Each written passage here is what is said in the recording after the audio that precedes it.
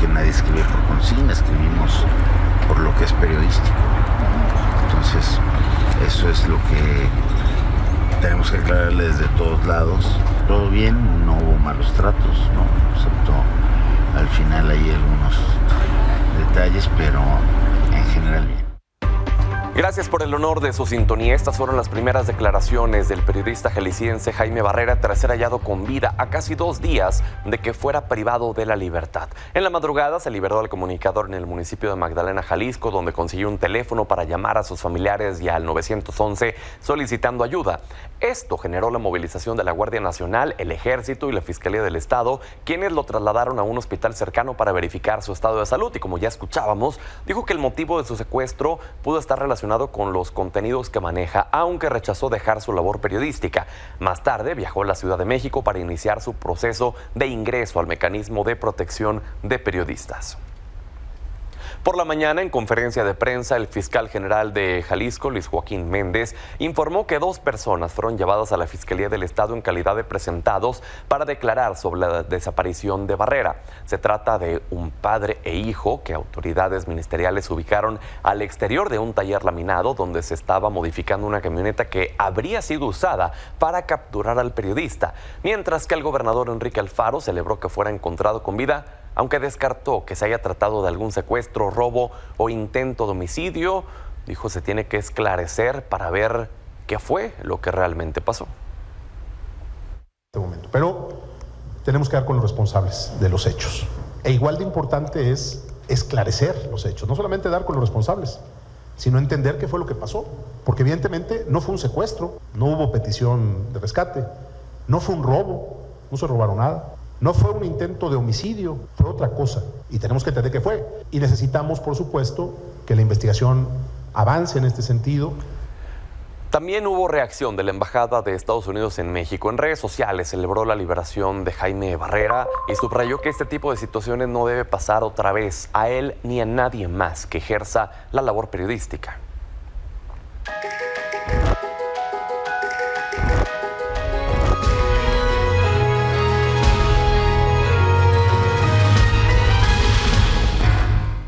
Hoy el presidente López Obrador hizo un llamado a los normalistas de Guerrero para que no abusen, luego de que ayer ingresaran a las instalaciones de la Fiscalía del Estado para lanzar petardos y bombas molotov. Dijo que aunque hay garantías sobre el derecho a manifestarse, su gobierno no es igual a los anteriores. Nuevamente habló sobre la fuga del policía señalado de asesinar al normalista Yanqui Gómez, acusando a la Secretaría de Seguridad de Guerrero de omisión. Además pidió al elemento entregarse porque debe pensar en su familia. Pues están en su derecho de manifestarse, solo que también les hago un llamado a que no abusen. La instrucción que tienen los integrantes de la Guardia Nacional y las Fuerzas Armadas es no caer en ninguna provocación. Ayer tiraron piedras, bombas, hirieron a elementos de la Guardia Nacional, y que no olviden, el soldado es pueblo uniformado. Más tarde, estudiantes de la Normal Rural de Ayotzinapa y familiares de Yanqui Gómez realizaron una concentración al oriente de Chilpancingo, lugar donde el normalista perdió la vida el pasado 7 de marzo.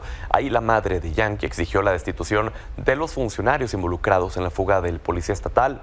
También hicieron un llamado para que la investigación llegue hasta el fondo. Por cierto, hace unos minutos el director del Centro de Derechos Humanos, Minerva Bello, hablamos de José Filiberto Velázquez, informó que a las 7:25 de la noche, 2 de los 3 elementos implicados en el caso fueron entregados a la Fiscalía General de la República y se continúa en la búsqueda del policía estatal prófugo. Mientras que en Chiapas, alumnos de la Escuela Normal Rural Mactumaxá se manifestaron frente a las instalaciones de la Fiscalía General de la República por la muerte del normalista Ayotzinapa. Con pancartas y mantas exigieron justicia en el caso, dejando en claro que no cesarán en sus reclamos y demandaron que este caso sea lo más transparente posible al considerar que las autoridades federales buscan dar carpetazo. Además, informaron que continuarán con las manifestaciones en coordinación con las acciones que tomen sus compañeros de Guerrero. Vamos hasta el Senado de la República, ya que esta situación que se vive en Guerrero fue tema de debate entre Morena y la oposición. Liliana Padilla, cuéntanos qué pasó. Buenas noches. ¿Qué tal, Pedro? Muy buenas noches, te saludo desde el Senado de la República, y este día en la sesión fue el Partido Acción Nacional el que presentó una propuesta de desaparición de poderes por los hechos registrados en los últimos días en el estado de Guerrero, donde argumentaron existe una ingobernabilidad sostenible. Fue el coordinador panista Julen Rementería quien anunció la presentación de esta propuesta, que se llevó al pleno, que se debatió a lo largo de la sesión, donde, por cierto, pues solamente se tocó este tema. Vamos a escuchar a Julen Rementería. Esperaba que cambiaran las cosas, no que empeoraran, porque ganaron y resultó que estamos peor ahora, que supuestamente estamos mejor según ustedes. Entonces, ¿de qué estamos hablando? Vamos a atender un asunto y vamos a resolverlo. Esa es nuestra responsabilidad. El pasado ni siquiera lo podemos cambiar. Pedro, y comentarte que en respuesta el coordinador de Morena y presidente de la Junta de Coordinación Política, Ricardo Monreal, dijo que esta propuesta presentada por Acción Nacional es solamente electorera. Así, algunos otros senadores de Morena se pronunciaron respecto a que lo único que busca la oposición, particularmente el PAN, con una propuesta como esta es sacar raja política. Vamos a escuchar a Ricardo Monreal. Que es un recurso estrictamente electorero, político, en un momento en el que las campañas se están subiendo de tono.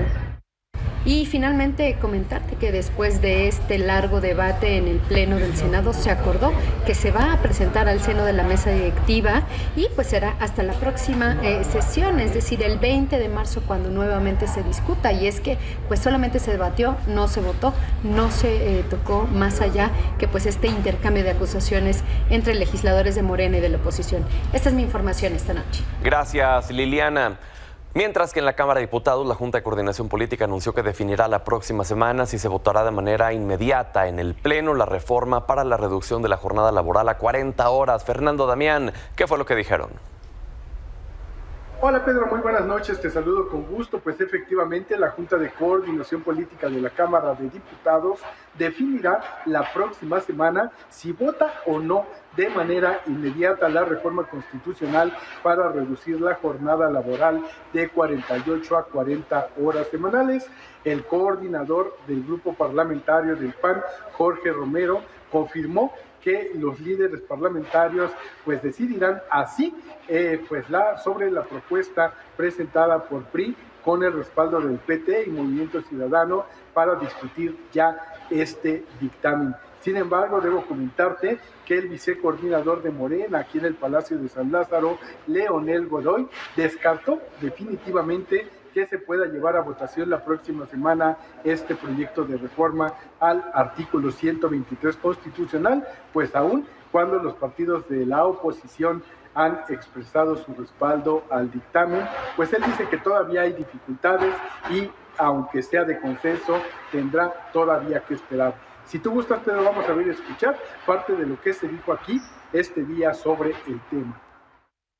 ¿Se va a votar el dictamen de las 40 horas laborales, sí o no? Así de simple. Eso ya no va a poder pasar de la próxima semana. Primero en la Junta de Coordinación Política. Y como Junta de Coordinación Política, como presidente te lo digo, pues claro que lo que sea un punto que en esa Junta surja, el que sea, lo tenemos que abordar por el simple hecho de que se diga que se tiene que tomar una decisión definitiva.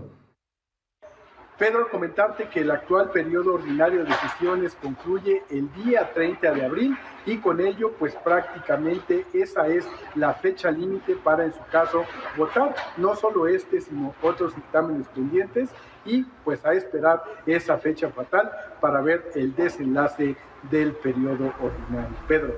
Gracias, Fernando, estaremos al pendiente. Buenas noches. Hasta pronto, buenas noches.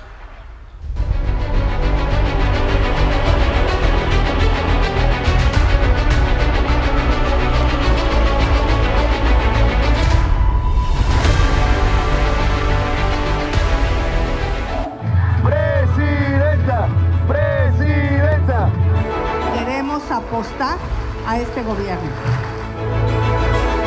Muchas gracias a Colima por recibirnos. ¡Es el comienzo! ¡Todo estará mejor!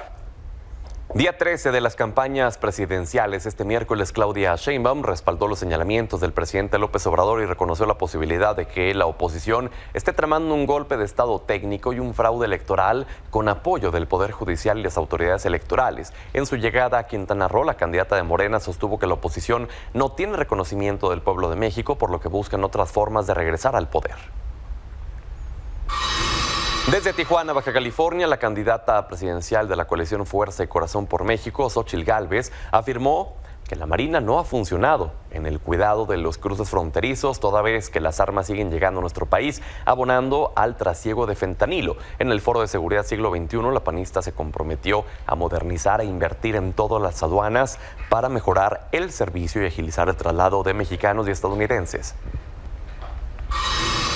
Mientras que el candidato presidencial de Movimiento Ciudadano, Jorge Álvarez Maínez, aseguró que su Plan Nacional de Pacificación es la única alternativa seria en materia de seguridad de cara a las próximas elecciones. Señaló que su propuesta es consistente e integral en comparación con los planteamientos de sus contrincantes Claudia Sheinbaum y Xóchitl Gálvez. Dijo que tanto las estrategias de la oposición como de Morena han generado muertes y dolor al país.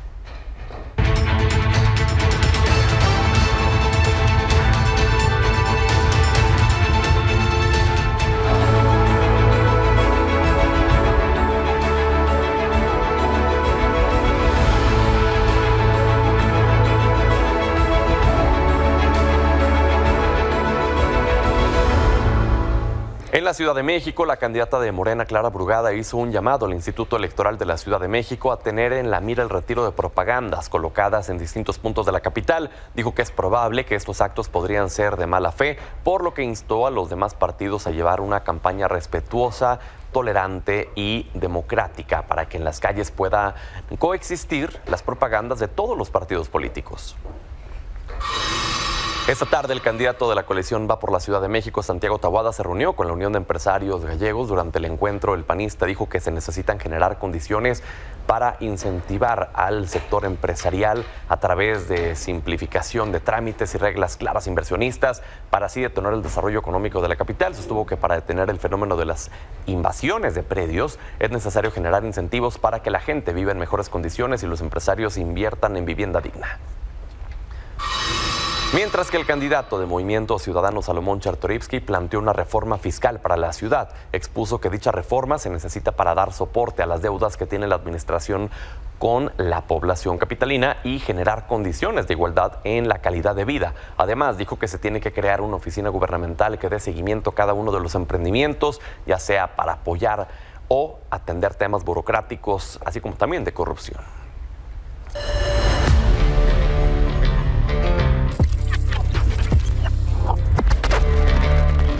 Miércoles de Política Joven. Le agradezco a Sofía Otero, creadora de contenido de análisis político, Gracia Alzaga, coordinadora de mujeres jóvenes en el equipo de Claudia Sheinbaum, Natalie Bravo, jefa de oficina de la Secretaría General de Movimiento Ciudadano, y Sofía Niño de Rivera, coordinadora juvenil de medios en el equipo de Xóchitl Gálvez. Gracias a las 4 por estar con nosotros hoy. Muchas gracias. Buenas noches. Lo informábamos hace apenas un minuto. Clara Brugada se refiere al retiro de la publicidad en las calles de la Ciudad de México, algo que los panistas vienen también señalando desde hace algunos días. Ellos acusan que incluso Martí Batres les está quitando esta propaganda, pero lo cierto es que está tapizada la ciudad prácticamente con ambos candidatos, con la candidata, con el candidato.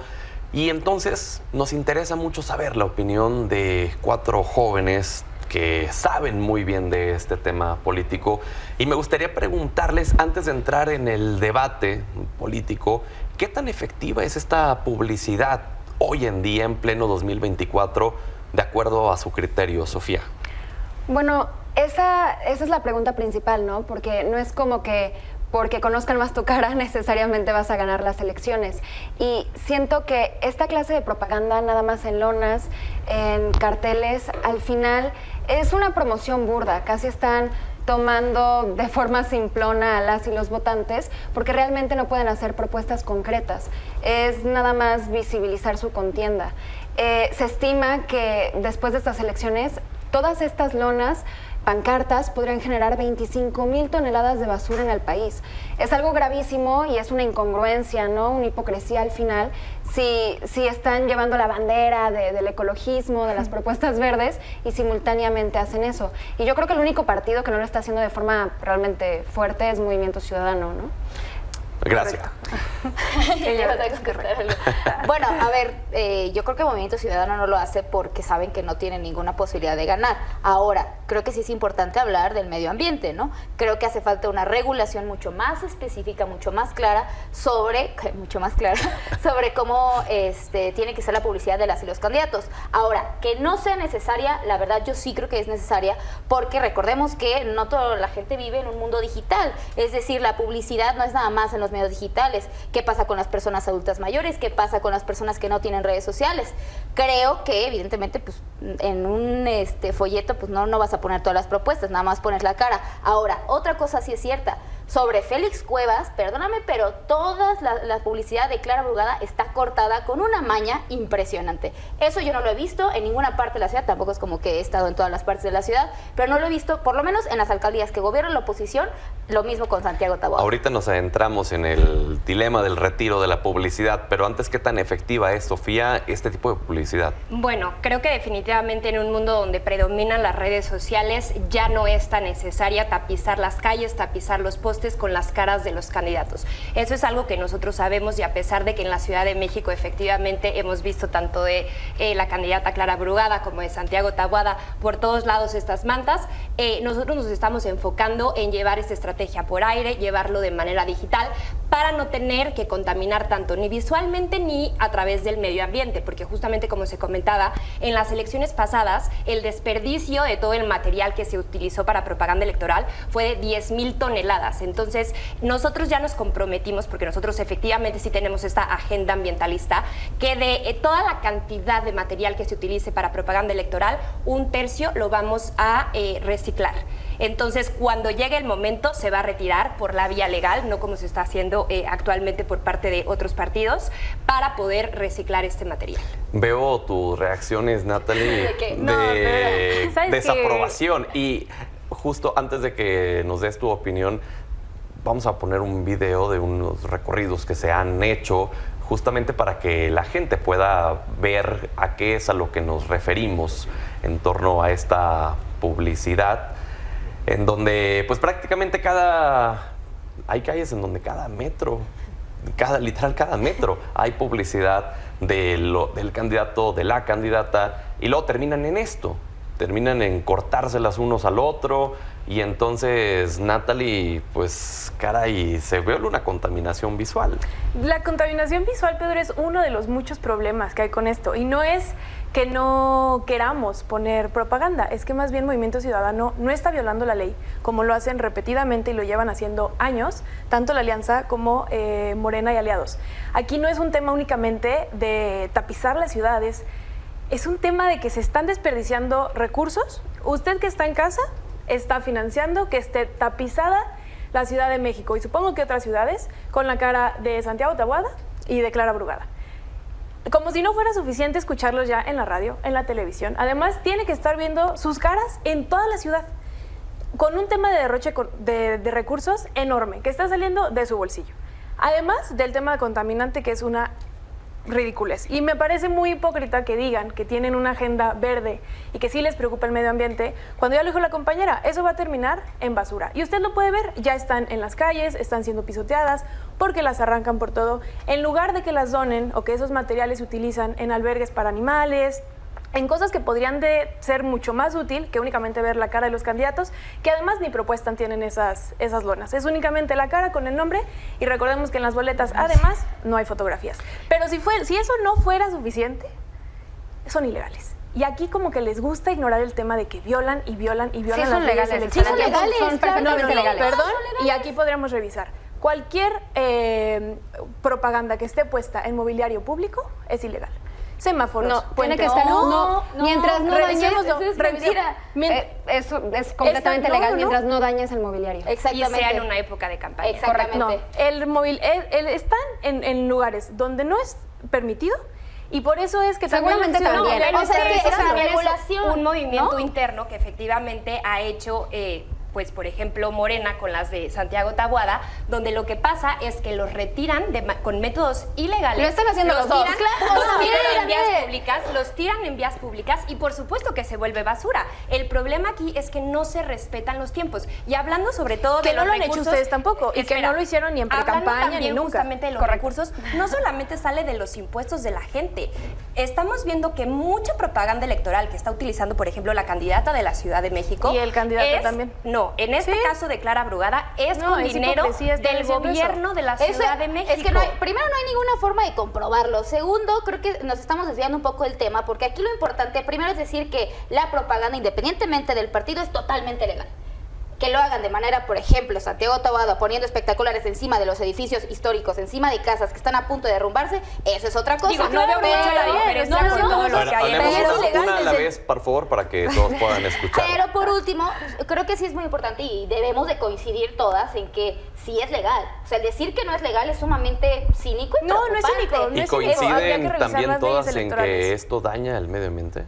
Sí. Ahora, yo lo único que diría sobre esto es que hay una regulación. Porque ustedes están con el Partido Verde. Pero ellos ni siquiera creo que tienen una definición de lo que es cuidar el medio ambiente. Entonces no van a poder entender que sí daña el medio ambiente. Por eso nosotros Dame un segundo, tenemos... me parece muy importante decir que la propaganda ya está regulada para que no nada más se ha hecho simplemente con la lona y ya. O sea, tiene que tener materiales específicos para realizarse. Ojo, no estoy diciendo que no contamine y ya. Siempre hay matices en absolutamente todo. Pero sí es importante decir que la regulación actual que dicta el Instituto Nacional Electoral es que las lonas, mantas, todo lo que se haga de propaganda electoral tiene que tener un material específico para que no contamine de la misma forma que contamina en el 2021, en el 2018, etcétera. Pero yo te pregunto, las declaran eso es mi que no deje de contaminar. No, están contaminando. Como contamina todo, compañera, hasta la ropa que traes puesta. Sí, correcto. Todo. Pero ustedes solamente están aumentando la contaminación. No, es importante. Una a la vez, por favor, a ver, una a la vez, porque luego no se entiende lo que dicen. A ver, Nat. No solamente están contaminando, lo están haciendo sin sentido. No tiene ninguna utilidad estar viendo la cara de las personas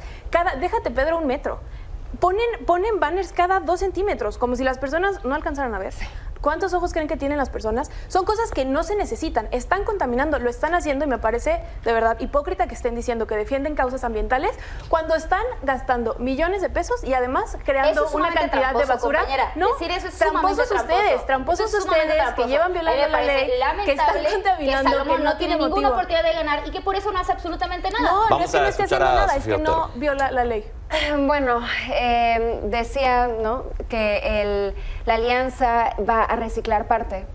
Cool, pero ¿qué pasa con la otra parte, no? Y aparte, reciclar no es lo más importante. Lo más importante, como cualquier persona que estudie un poquito de ecología en la primaria, es reducir, ¿no? Entonces, lo que creo que se tendría que hacer es realmente que se implementara una medida en la que el Instituto Electoral dijera, ¿sabes qué? Un candidato o una candidata de un partido no puede poner una lona y luego 30 centímetros al lado poner otra. Tiene que haber cierta distancia. Exacto. O sea, creo que todas podemos coincidir que contamina y por eso tendrían que implementarse medidas concretas como esta, de decir cada 5 metros, que suena ridículo, pero es que literal, de repente ves un poste y la misma candidata o candidato, lona, ¿no? 7 Entonces, veces. Mínimo eso sería como un primer paso para reducir este impacto ambiental tan dañino. También otro punto, como tú decías, sí es importante que siga existiendo la propaganda, no todo el mundo está en el mundo digital, tampoco borrarla, ¿no?, por completo. Mucha gente que no tenga redes sociales ni siquiera sabe que hay un candidato de Movimiento Ciudadano, ¿no? Y es algo muy grave en una contienda en la que realmente son 3. Entonces, sí mantenerla, pero también tener regulaciones fuertes y también de cuando terminan las campañas que las limpien y que hayan multas muy severas para las campañas que no lo retiren. Y totalmente de acuerdo con eso. Y justamente por eso no solamente es un enfoque correctivo, sino también preventivo. Por eso en la parte de reducir, de verdad que se está haciendo. Si comparamos las cifras de propaganda electoral en las elecciones pasadas contra estas, se pueden dar cuenta de la diferencia. Y también la parte de, pues, el reciclar. Y también yo creo que todo lo que está pasando del retiro ilegal de toda esta propaganda propaganda electoral, solamente está propiciando el vandalismo. Y ya el INE lo dijo, o sea, y por eso ahí están los datos y las cifras. El INE, al partido que más ha multado por gastos publicitarios y mala propaganda electoral, ha sido a Morena. Entonces, pues también yo creo que eso tiene mucho que ver en el lugar donde colocan las caras de los candidatos. En cuestión de vandalismo han vandalizado 30, o se ha registrado que han vandalizado 30 lonas de Taboada y 70 de Clara. Claro. Entonces que hasta sí. eso es, ¿no? Ni siquiera tienen comprobación que justamente ese vandalismo que se llama de retirar comprobación las periodística, mantas, lo pueden googlear. No, por eso, pero ni siquiera saben si fue alguien de la Ciudad de México que pasó por Eje Central, donde está tapizado de Clara Brugada. O sea, y no es algo sistemático si fue alguien de que del todos partido. los postes... Está comprobado que las personas que salen de la 4T, de Morena, con los chalecos ¿Por qué está guindas, comprobado, compañera? con videos. Te invito a que lo veas en las redes sociales. Te lo está diciendo la compañera, que hay 30 que se han quitado y 70 de Clara Brugada.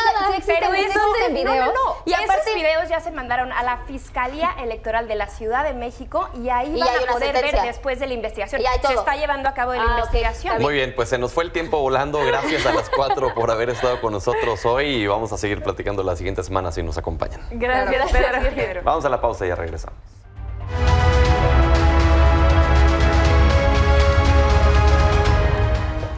El presidente de Estados Unidos, Joe Biden, y el exmandatario Donald Trump aseguraron ayer el número de delegados que necesitan para ser nominados candidatos de los partidos demócrata y republicano de cara a las elecciones presidenciales de noviembre. Todavía hay que esperar a las convenciones de ambos partidos, pero Eric Fernández, buenas noches. Ya prácticamente es un hecho que tendremos esta revancha, para muchos tan esperada, sobre todo en el ámbito geopolítico. ¿Cuál es tu análisis? Así es, Pedro, pues un fuerte abrazo y muy buenas noches a todos quienes nos acompañan en este espacio. Sin duda el proceso electoral norteamericano, como bien indicas, es un proceso un tanto largo, pero pues lo que alcanzamos a revisar en este mini supermartes el día de ayer, pues es finalmente que lograron tanto el precandidato del Partido Republicano, Donald Trump, como el precandidato del Partido Demócrata, Joe Biden, ambos que ya o han ocupado o está ocupando la primera magistratura de la Unión Americana, pues bueno, el número de delegados que les va a alcanzar para enfrentarse en esta versión Biden-Trump 2.0, como se empieza a mencionar. El presidente norteamericano Biden, por segunda vez en las boletas electorales, como candidato a la presidencia, y Donald Trump por tercera vez. Entonces, un duelo pues muy esperado si lo utilizamos en términos deportivos, pero que lleva detrás de todo, a menos que suceda una hecatombe judicial para el Partido Republicano y para Donald Trump, pues ya dos candidatos que recibirán básicamente la bendición en sus convenciones partidistas en los próximos meses, Pedro. Claro que los demócratas yo creo que están esperando, apostando a que por la vía judicial, ¿no?, se pudiera tumbar a Donald Trump de su candidatura y esa podría ser la esperanza que tuvieran. Así es, y lo que hay que estar muy atentos en los próximos días es finalmente cómo se están produciendo los expedientes de las acusaciones de Donald Trump que tiene pendientes por ahí. De las 91 que tenías, pues hoy pues el jurado que está preparando todas estas actividades recibió pues la consigna de quitar 6 cargos en el estado de Georgia, lo cual pues bueno reduce en buena medida este impacto, y así estaremos revisando los tribunales en los Estados Unidos, particularmente los tribunales federales, qué van a decidir en torno a la candidatura de Donald Trump. Pero es evidente que a partir de ayer por la noche ya encontramos a 2 candidatos en activo, pues haciendo campaña electoral, claro, y así lo vamos a registrar. Oye, Eric, pero no sé si coincides conmigo, a partir del discurso del Estado de la Unión cambió un poco mucho la percepción de Joe Biden, ¿no? Se le vio con toda la energía, incluso burlándose de los ataques por su edad, y se le vio fortalecido.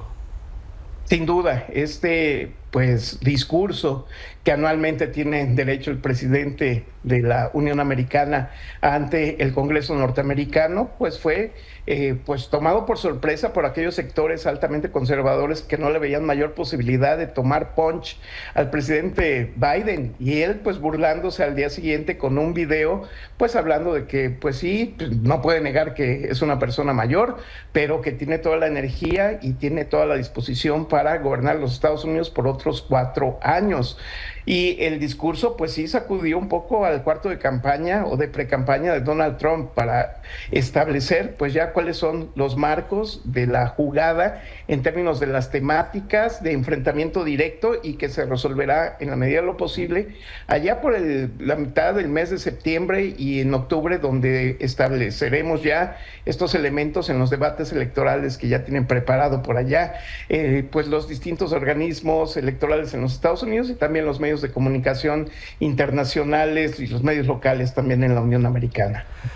Pues, Eric, así entonces está la contienda. Todavía nos queda mucho material del cual seguir hablando de lo que sucede allá en Estados Unidos. Mientras tanto, te agradecemos, como siempre, que nos acompañes. Un fuerte abrazo, Pedro, y sí, vamos a estar muy atentos aquí a lo que acontezca en el día a día ya de las campañas electorales en los Estados Unidos, a pesar de que todavía no esté pues esta atribución de las convenciones partidistas. Muchas gracias. Gracias, Eric. Buenas noches.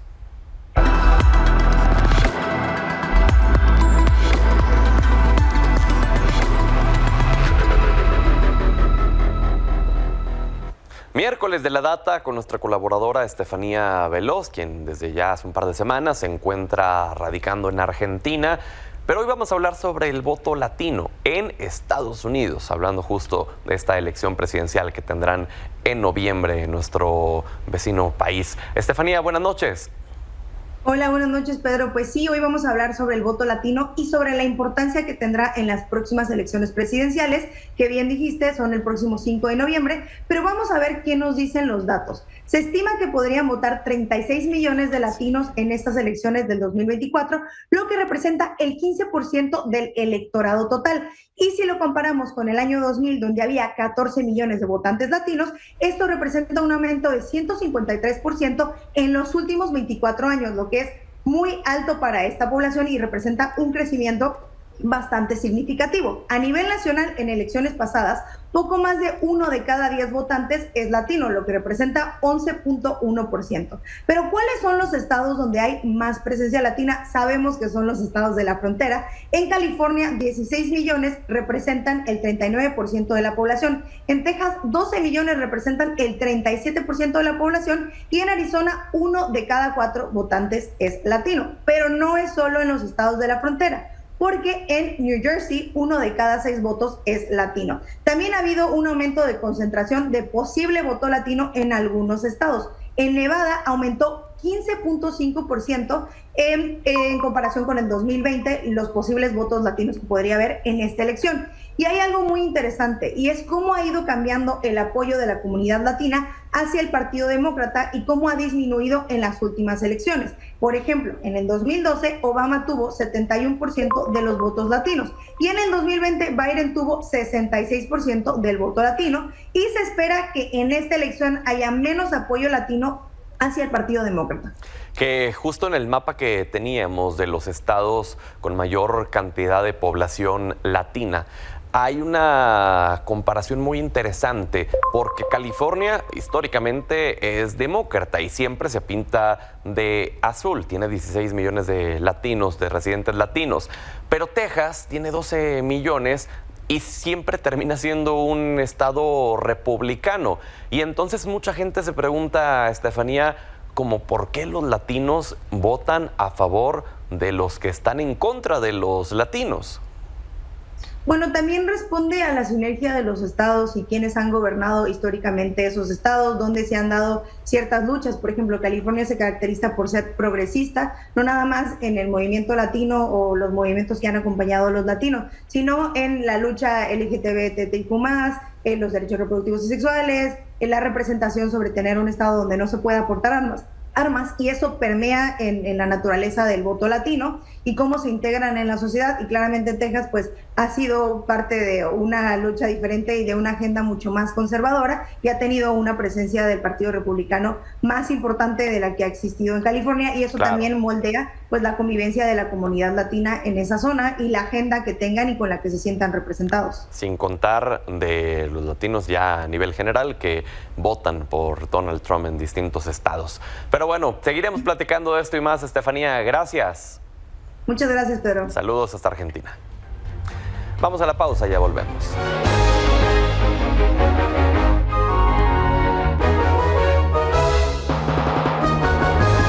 Buenas noches, don Manuel Somoza. ¿Cómo cierran los mercados este día? Muy bien, Pedro. Buenas noches. Bueno, fíjate que hoy sí hubo contracciones en casi todos los índices, menos el Dow Jones, que subió más 0.10. Tuvo una contracción el Nasdaq en 0.54, básicamente porque Nvidia bajó de precio, que es la productora de chips más importante del mundo, y el Standard & Poor's, que tocó máximos históricos el día de ayer, cerró abajo 0.19. La Bolsa Mexicana de Valores tuvo un muy buen rebote de 1.73, y el que mejoró notablemente fue el tipo de cambio, que cerró en su nivel más bajo en lo que va del mes de marzo en 16.67. Los mercados siguen digiriendo el dato de la inflación en Estados Unidos, que tuvo un pequeño rebote del 3.1 en enero al 3.2 en el mes de marzo, y también digiriendo el dato del empleo, de la creación de 275,000 nuevos empleos, con lo cual todo hace suponer que el día 21 de marzo, que es la reunión de política monetaria de la FED, número 1, no habrá cambios en la tasa de interés, y lo más importante es que esta se espera que baje no antes del mes de junio del 2024. Yo creo que eso es lo más relevante que tenemos. La semana entrante será clave por la reunión de la FED el día 21, por la reunión de Banco de México el día 20, donde aquí en México sí esperamos que la tasa de interés pueda bajar del 11.25 al 11%. Hay una alta probabilidad. Nada es seguro, pero la probabilidad de que baje en México es alta.